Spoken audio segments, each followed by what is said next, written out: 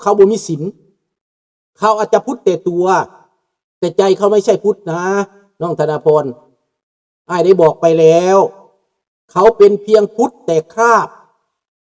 ร่างกายหัวใจไม่เป็น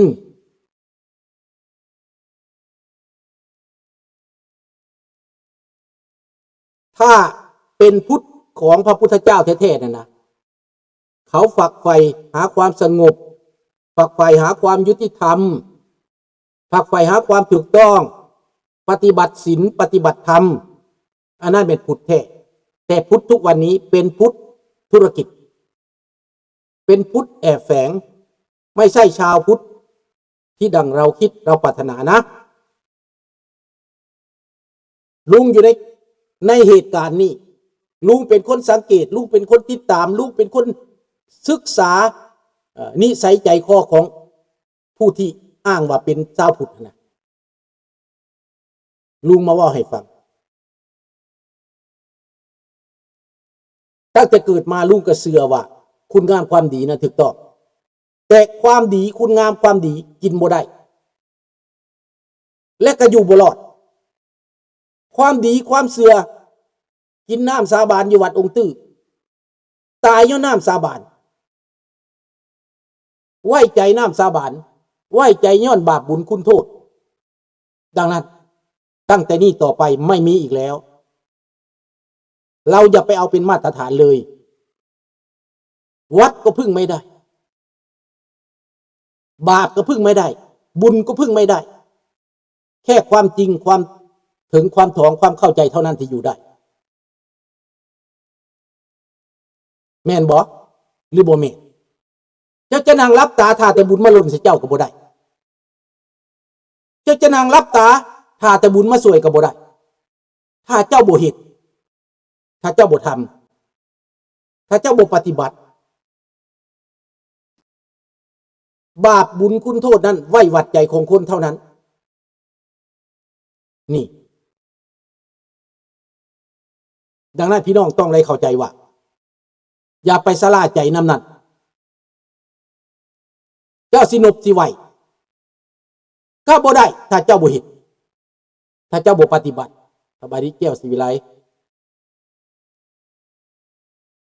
นี่คือความจริงพี่น้องดังนั้นเหตุการณ์นี้เราเห็นเบิดเลยในโลกนี่นะมันเป็นบทเรียนอันใหญ่สอนให้เราฮู้จักการเมืองฮู้จักภูมิรัฐศาสตร์ฮู้จักเขาเล่าประวัติศาสตร์จอมปลอมเพื่อล่วงโลกเพื่อตัวเด็กน้อยเพื่อตัวคนรุ่นใหม่ที่เกิดบ่ทันที่บ่ฮู้ความจริงที่บ่เห็นความจริงนอกจากนั้นแหละเขายังเบื่อเมาเขาเอาวัตถุนิยมมาล่อเอาความสำราญมาล่อเอาความเมามาล่อเอาล่าหมกมายั่วนะไอ้เล่านอกมาอยู่นอกหลายปีก็อยากกลับเมื่อตายก็สิเมื่อตายอยู่พุ่นบางคนบ่สงบก็อย่าสิก้มหัวอยู่สิรับตาอยู่ซ้ำตายทางเลือกของท่านก็เลือกเถอะก็คิดอย่างนั้นหลายคนก็คิดอย่างนั้นคิดชุดคิดสวยไปแม้แต่อยู่ในต่างประเทศก็บ่จักผิดจักถูกคนพวกนี้มีเยอะทมไปลุงเห็นมาเบิดแล้วมันสิหน้าตาดีมันสิวางมาตรสูงแต่มันบ่แม่นคุณภาพมันบ่แม่นความจริง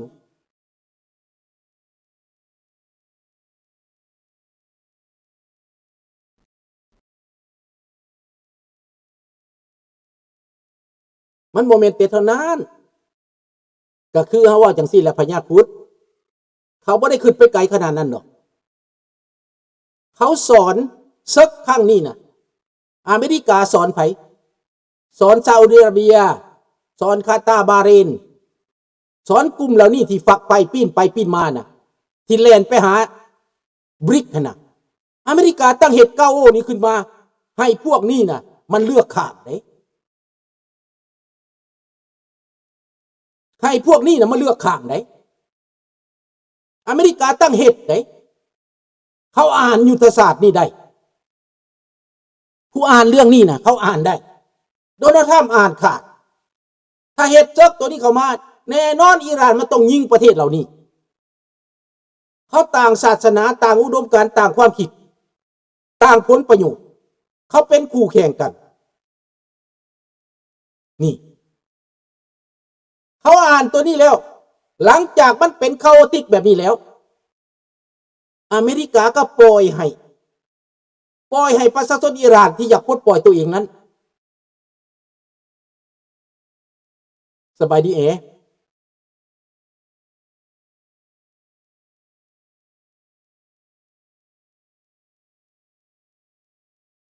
ดีที่สุดเราจะได้ใช้น้ำมันแพงทุกแพงกันทุกทั่วหน้าอย่าไปคิดแต่ถึงน้ำมันเลยน้ำมันแพงก็มันก็แพงชั่วระยะนะ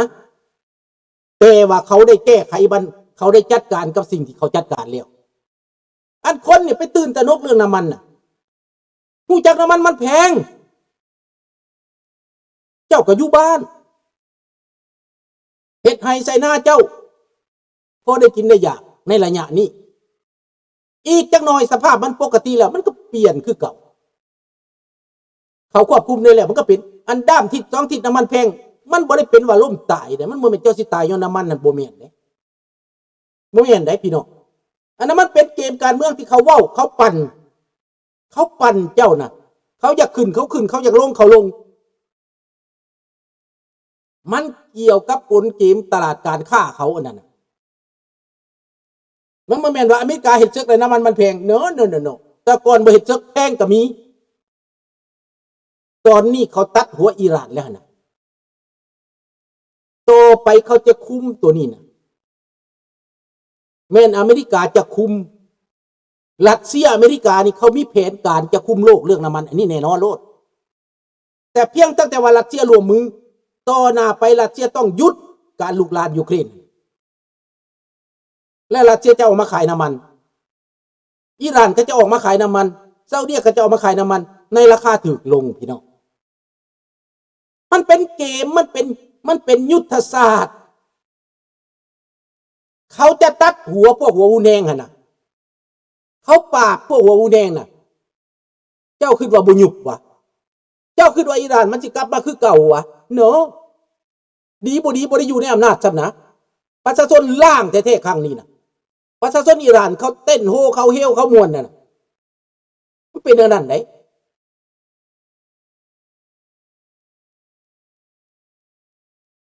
เขายังบ่ได้ยึดน้ำมัน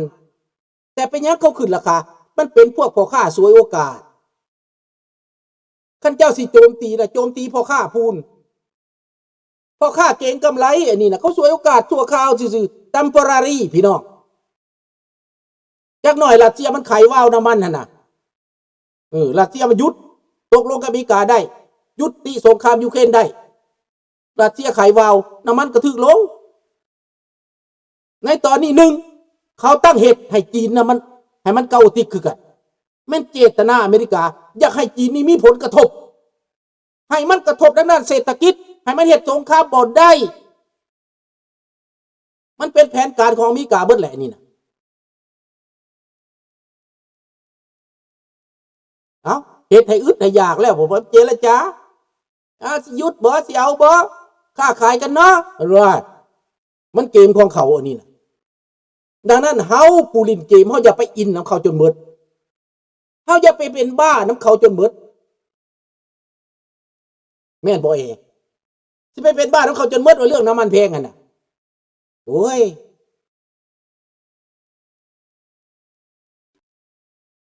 ถ้าว่าสงครามมันหยุดไปน้ำมันก็เปลี่ยนข้าพเจ้าก็เว้าดีว่า10 วัน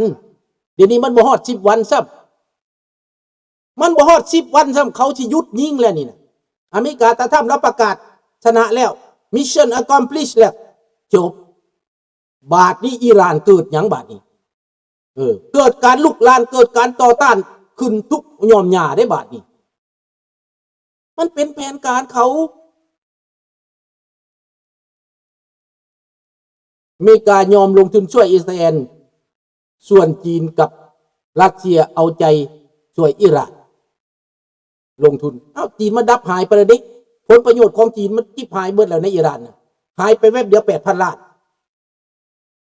จะกระเบื้องอเมริกาบาทนี่เนี่ยเจ้าต้องเข้าใจว่าประชาชนอิหร่านเขาเสียอย่างบาทนี้ตอนนั้นเขาลุกกันประท้วงมันขาดตาย30,000ต่อไปมันประท้วงมันจะเป็นแนวไหนการประท้วงต่อไปนี่จะมีกองกำลังติดอาวุธไปนำ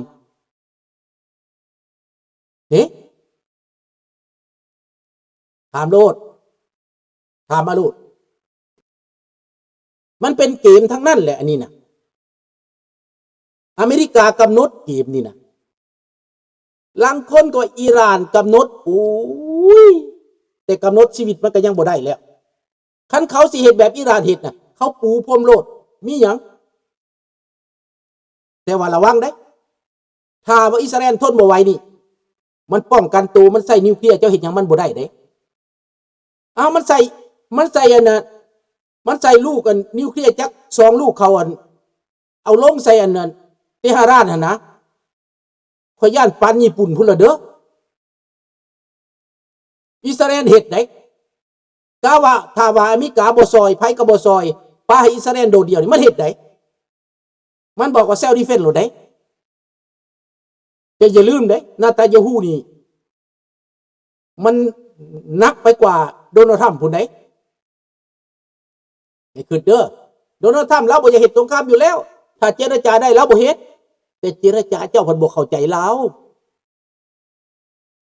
าบอกว่าหยุดซะอักเซปต์ซะเอามาซะจังซั่นจังซี่เปลี่ยนให้มีการเลือกตั้งซะเจ้าบ่เอา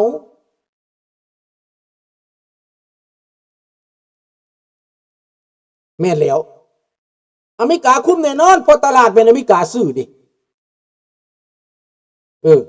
อเมริกาซื้อน้ำมันในทั่วโลกเป็นเจ้าซื้อขายกันในทั่วโลกนี่มันอเมริกาเบิดแม้แต่ในไทยนะอเมริกามีส่วนข้าพเจ้าว่า 40-50% พูดแหละน้ำมันไทยนะอเมริกาเป็นเจ้าทุนน้ำมันเชลบ่ไม่ยังน้ำมันกาดาวขนาดไม่ยังไม่หลายเด้เจ้าของอเมริกาเบิดแหละเชลกับอเมริกากาดาวกับอเมริกาอีกยังอีกมีวัดแหละอเมริกาเป็นนายทุนทุกสิ่งทุกอย่างในปัจจุบันเจ้านี้จากอเมริกาบ่ได้แม้นตอนนี้แม้นอเมริกากำหนดชะตากรรมจีนก็ยังกำหนดบ่ได้รัสเซียก็กำหนดบ่ได้มีแต่อเมริกาก็รัสเซียเท่านั้นแหละกับจีนเท่านั้นแหละที่ว่าไผสิซิ่งกันกำหนดชะตากรรมโลกนี่ประเทศอื่นๆกำหนดบ่ได้ยุโรปก็กำหนดบ่ได้มักตรงสื่อส่งเรือมาก็ยังบ่ได้เฮ็ดหยังบ่ทันเฮ็ดหยังมันสิมีบทบาทอย่างใดล่ะกำลังจะมีเท่าใดส่งเรือออกจากท่านะหมดเงินเท่าใดแล้วฝรั่งน่ะ อเมริกาเขาได้เงินจากซาอุดิอาระเบียเขาได้เงินจากกาตาร์เขาได้เงินจากบาห์เรนเขาได้เงินจากโอมานเงินพวกนี้ที่ทุ่มให้อเมริกาเฮ็ดสงครามนี่มันน้อยซั่นบ่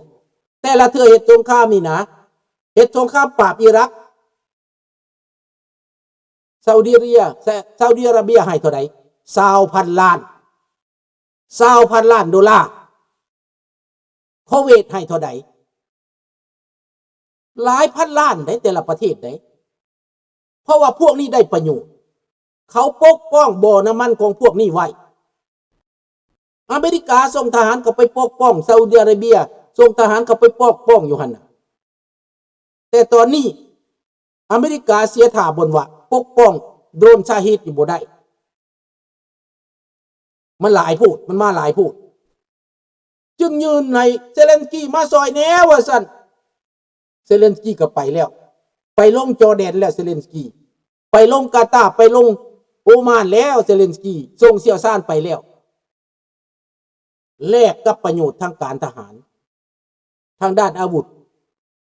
เซเลนสกี้ไปขายโดรนออกตาปุสบ่โดรนบินขึ้นไปตามชายเฮดน่ะเป็นประเทศแรกที่สำเร็จในการต่อต้านจรวดชายเฮดนี่ประเทศยูเครนเป็นประเทศที่